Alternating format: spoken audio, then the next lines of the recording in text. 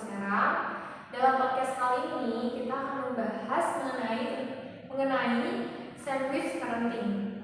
Pada tahu gak sih sandwich parenting itu apa? Sandwich parenting sendiri merupakan salah satu materi di mata kuliah konsep dasar parenting yang kami ampuh dan dengan pengampunya adalah Ibu Epi Nurania MPD. Nah, sebelum masuk ke dalam materi nih Teh, aku mau nanya nih apa kabar nih Teh? Pada minggu sepekan ini apa kabar nih?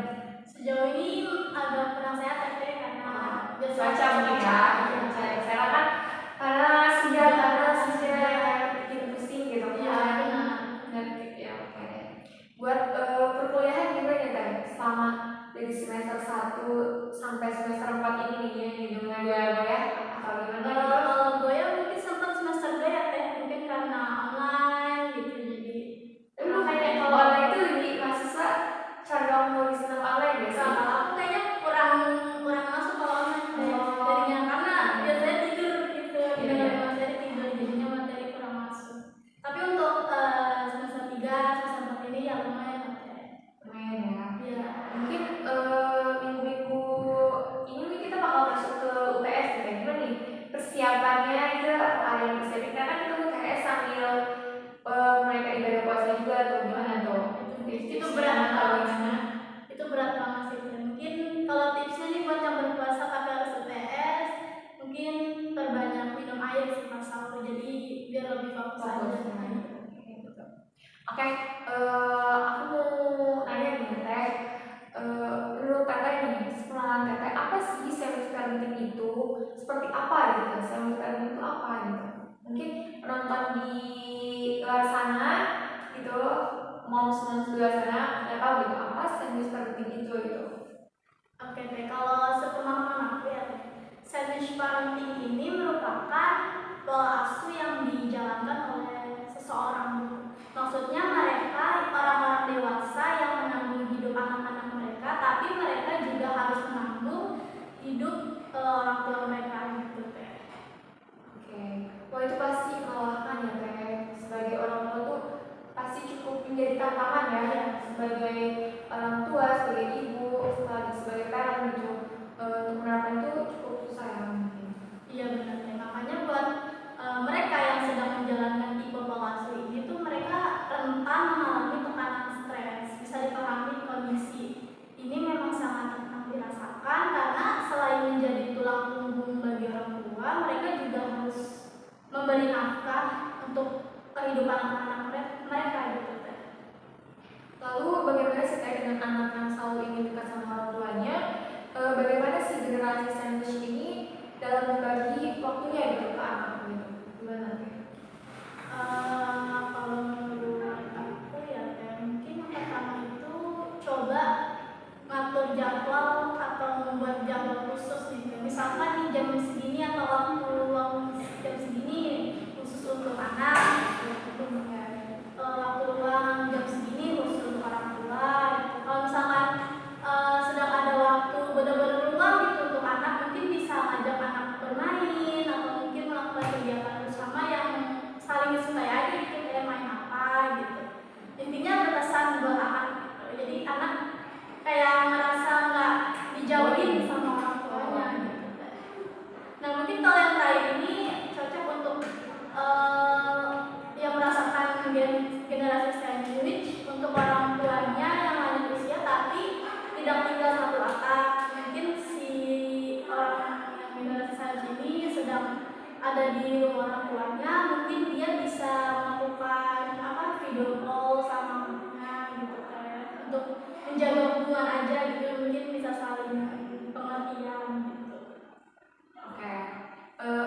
Untuk mereka gitu yang menjadi generasi sandwich ini, apakah mereka yang berusia 30 tahunan saja atau yang lebih dari itu gitu Teh? Apakah dipatok dari usia itu apa lebih gitu? Setahu saya ada ya Teh, nama itu sebutannya generasi sandwich tradisional, di mana mereka yang masuk dalam kategori ini adalah para orang dewasa yang di usia 40 tahun atau awal 50 tahunan.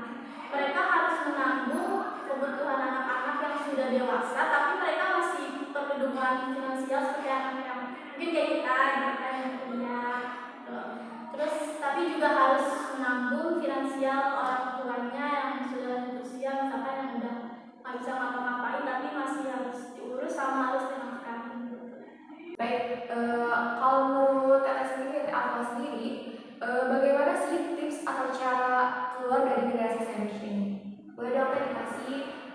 tipsnya gitu untuk moms di luar sana, mungkin tipsnya sangat membantu gitu buat dikasih. Ini kalau generasi sandwich ini kita kan namanya itu kita nggak bisa nolak ya, karena suatu saat kita juga pasti ngerasain ini di sini. Kita juga pasti ngerasain ini ya, tapi walaupun kita juga punya banyak persiapan, tapi namanya orang tua kalau sakit Ya, kalau apa yang orang tua itu sedih ya. sedih. Kalau Kita kita sangat sakit pasti kita kosan gitu kan. ngurus. Mungkin kalau dari saya tipsnya pertama itu atur keuangan dengan baik. Ini tuh berguna banget supaya dana yang disiapkan itu cukup dan tidak menimbulkan permasalahan di masa depan. Terus yang kedua itu, nah ini harus hati-hati sama namanya utang di masa muda. Jadi kalau bisa di masa muda itu kita kelola keuangan dengan baik gitu. Jadi pokoknya sebisa mungkin bagaimana caranya kita bisa menghindari utang, terutama yang bersifat konsumen. Terus yang ketiga, siapkan dana pensiun. Mungkin kita bisa misalkan orang tuanya nih tidak bekerja di bagian negeri, kita kan negeri kan suka ada dana pensiun, atau misalkan orang tuanya tidak ada dana pensiun, mungkin kita yang harus menyiapkan gitu. Dan ini memberikan banyak manfaat, terutama kesehatan mental, di mana kita akan lebih siap secara finansial dan bisa menghabiskan masa tua dengan tenang. Terus yang keempat, menambah penghasilan. Bidang atau jasa freelance yang ingin dibuka dapat disesuaikan dengan kemampuan yang dikuasai.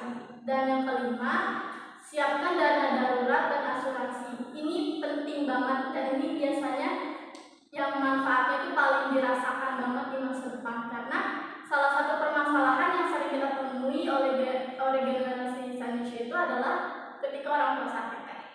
Kalau menurut saya tips-tipsnya itu kayak gitu.